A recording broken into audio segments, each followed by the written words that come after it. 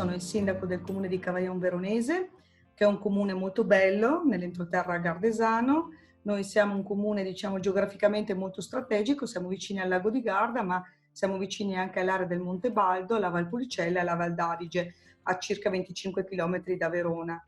È un paese medio-piccolo, ha una frazione che si chiama Sega di Cavaillon e abbiamo circa 6.000 abitanti, quindi questa è la dimensione del nostro paese. L'economia principale naturalmente è quella agricola, quella dell'olivo, che è la nostra pianta simbolo, l'olio, che facciamo anche come comune perché abbiamo molti oliveti comunali, i vigneti naturalmente, e poi chiaramente tutta quella che è l'industria legata soprattutto a Sega di Cavaillon e poi naturalmente alla Val Pulicella e alla Val d'Adige, che è l'industria del marmo, dove abbiamo proprio delle industrie, delle eccellenze in questo settore.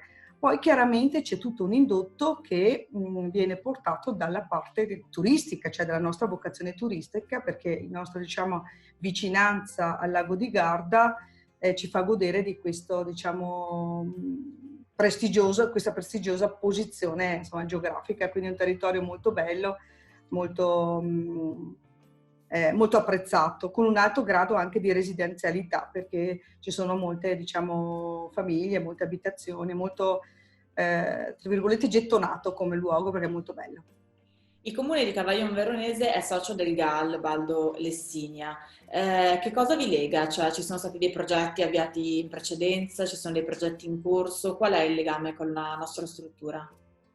Sì, il comune è sempre stato molto legato al GAL, abbiamo partecipato in maniera molto attiva a vari progetti nel corso degli anni, perché ci siamo trovati molto bene in questa collaborazione, abbiamo anche affrontato progetti anche complessi, in cui si richiedeva, diciamo, un livello di collaborazione, di supporto che talvolta i comuni da soli non riescono a gestire. Quindi è un rapporto che arriva, diciamo, di lunga data. Attualmente ci stiamo impegnando in due grandi progetti che stanno anche trovando la conclusione. Uno, diciamo, è diciamo, in collaborazione con altri comuni limitrofi, che è un progetto a regia, il Cammino del Bardolino, e l'altro progetto che si è concluso proprio in questi giorni, proprio la realizzazione. Poi adesso dobbiamo naturalmente attivare, perché questo periodo insomma, ci ha un po' mozzato le ali anche in quello che è, insomma, anche l'aspetto sia comunicativo. Adesso dovremo col GAL anche insieme lavorare su quella che è poi la comunicazione del sentiero, che è la riqualificazione di un importante sentiero ciclopedonale nella Val del Tasso, con il ripristino e la messa in sicurezza di due ponti di quella che era la vecchia ferrovia, perché c'era proprio il passaggio della vecchia ferrovia nella Val del Tasso, arrivava, diciamo, a Cavaillon Affi. Abbiamo ripristinato e messo in sicurezza questi ponti proprio attraverso un progetto fatto in collaborazione col GAL, ed è un percorso nella valle paesaggisticamente molto molto bello, molto apprezzato, che già era apprezzato in precedenza, però il passaggio in sicurezza dei ponti l'ha reso veramente bellissimo. E questo, diciamo, vorremmo adesso cominciare un po' diciamo, lavorare sul finale, su quella che è la segnaletica, la comunicazione. Diciamo, adesso il collaudo è arrivato ieri, siamo freschi proprio il collaudo delle opere, quindi siamo, diciamo, in questa fase. Che cosa rappresenta il GAL per il territorio, per la promozione, la valorizzazione e il rilancio del territorio? Qual è il suo valore aggiunto?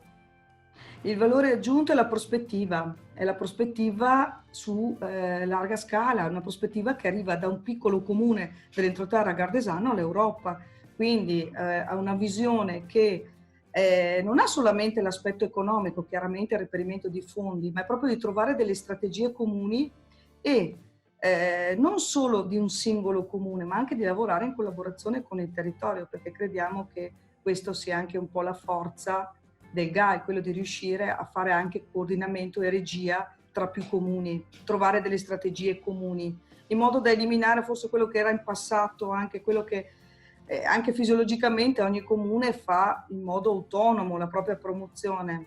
Il GAL dà la possibilità di lavorare su una scala molto più ampia e con una prospettiva molto più lunga. Questo è, secondo me, il valore aggiunto. E fare promozione del territorio oggi, cioè nell'epoca post-Covid, che cosa è cambiato? È più difficile e in termini di programmazione futura anche del GAL. Alla luce di questo, c'è qualcosa su cui è necessario focalizzare maggiormente l'attenzione? Beh, sì, in questo momento effettivamente c'è stato un po' questo blocco che ci ha un po' bloccati e da una parte ci ha mostrato quanto la comunicazione sia importante nell'utilizzo appunto anche dell'informazione, come abbiamo fatto in questi mesi, dall'altro però ha fatto anche riscoprire il valore del territorio, cioè l'impossibilità di noi dobbiamo comunicare con un territorio però che ci ha alle spalle. Ecco, secondo me questa è la vera sfida, di unire le due componenti. Non può essere solo immateriale, dobbiamo dare qualità nella comunicazione, ma una comunicazione che porti i nostri ospiti, visitatori, ma gli stessi abitanti ad una qualità che poi ritroviamo anche realmente. Questo è il lavoro che noi dobbiamo fare insieme al GAE, secondo un po' questo che abbiamo, diciamo, le nostre riflessioni post-Covid. Il Covid ha messo sul tavolo tante situazioni, anche ad esempio sul tema del turismo, il monoturismo, che chiaramente se si perde un determinato target poi diciamo viene spiazzato. Quindi anche trovare delle strategie alternative, di portare anche rivedere alcune situazioni da altri punti di vista. Questo è importante, per questo che il lavoro relazionale è fondamentale, perché cambia anche ad esempio nelle manifestazioni abbiamo dovuto rifare o riformulare degli eventi che non potendoli più fare diciamo nella tradizionale diciamo programmazione diciamo ha necessitato di anche un po' di creatività, rivedere la situazione da un altro punto di vista e anche con degli aspetti anche sorprendenti talvolta.